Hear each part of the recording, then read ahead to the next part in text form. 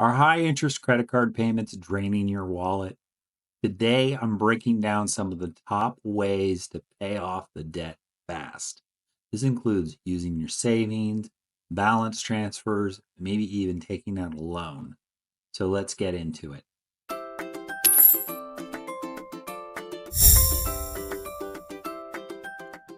All right, so first, let's start talking about credit card debt a little bit. One of the biggest problems is people making the minimum payments. Making the minimum payments, people are just stuck. The problem with high interest rates is the majority of the minimum payment is just going to interest and not principal. You're not making gains on paying off that debt. And all you're doing is paying interest and giving the credit card company your money. All right. So it's very slow progress when you're making minimum payments, and you might feel like you're completely drowning in this debt. And you are if you're making minimum payments.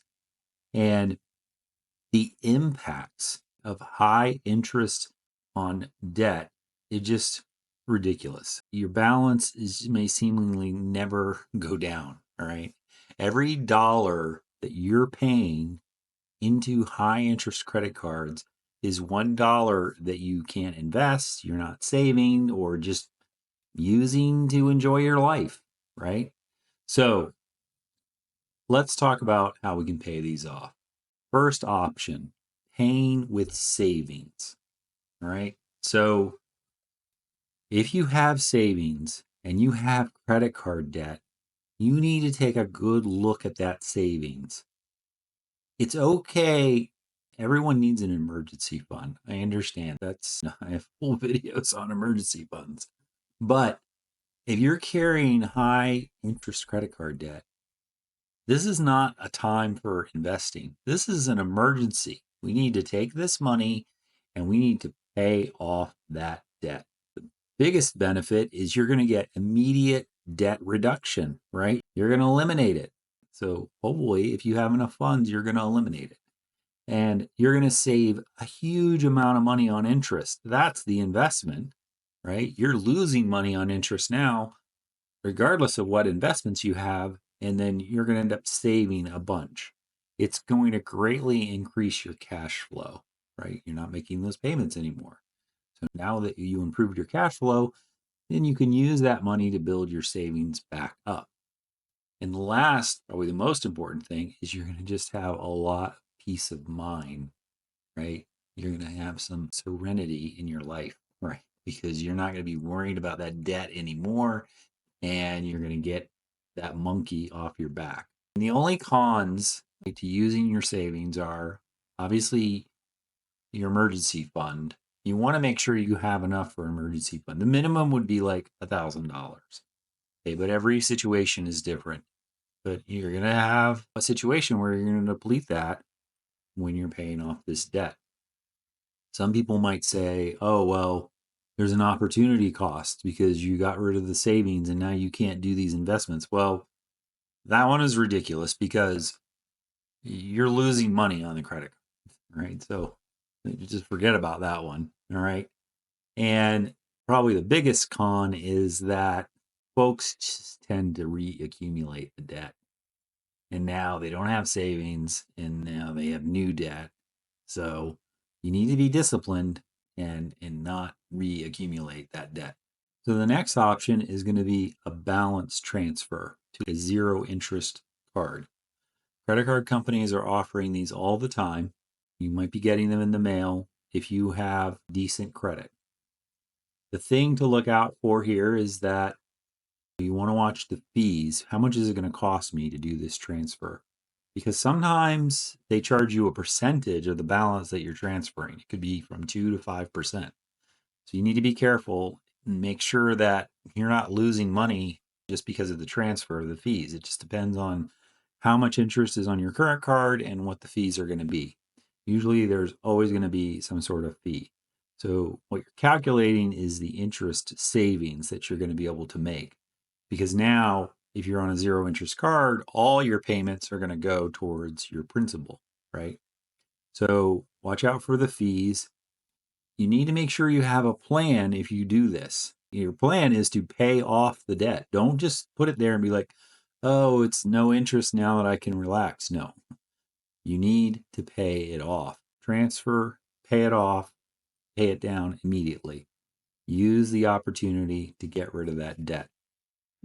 Next option, you can get loans to consolidate cards and pay them all off. If you have a decent credit score, it's possible to get a lower interest loan and pay all of them off. So you get fixed monthly payments on the loan, right? You usually only have one payment, hopefully. You can consolidate them all into one loan, one payment. That'll make things a lot easier.